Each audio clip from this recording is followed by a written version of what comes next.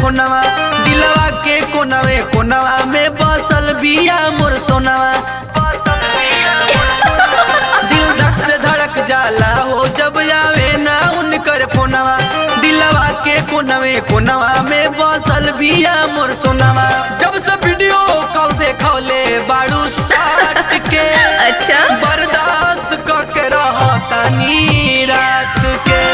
जब से video call देखौले बाड़ू साट के, बर्दाश्त करके रहतानी रात के। ले ले बका।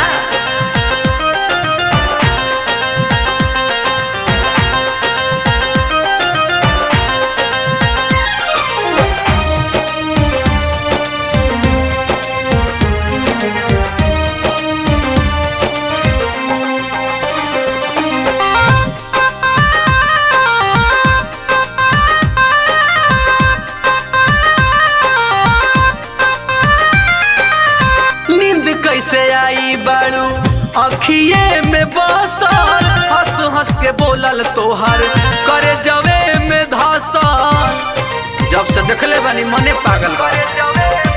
हाँ नींद कैसे आई बाड़ू अखिए में बसल, हंस हंस के बोलल तोहर करे जवे में धसल। करे जवा में हेल ले बका। अब सुतो तनी फोटो तोहर जात के, बर्दाश्त करके रहतानी रात के। छोड़। जब से वीडियो कॉल देखौले बाड़ू साट के, बर्दाश्त करके रहतानी रात के।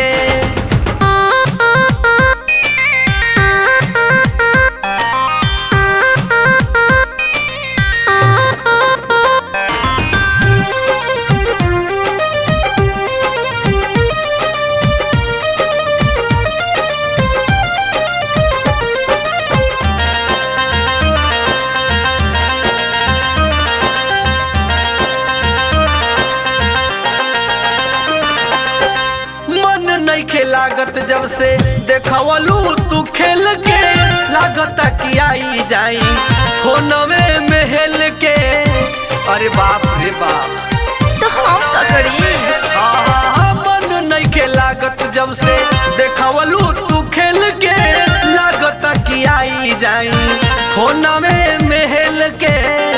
रुक जाई का रे याद आवे चुमाली हल दाते काट के, बर्दाश्त करके रहतानी रात के।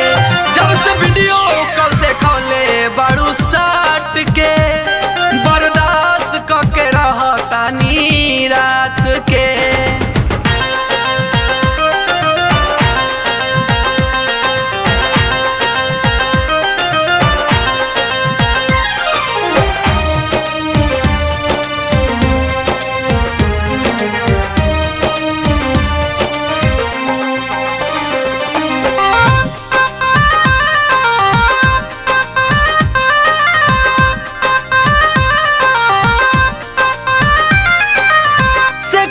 ड्रेस में तोर देखी के जवानी, कहेला कुंदनवा मुँह से चू जाता पानी।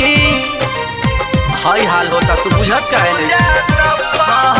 से कसी ड्रेस में तोर देखी के जवानी, कहे प्रताप मुँह से चू जाता पानी।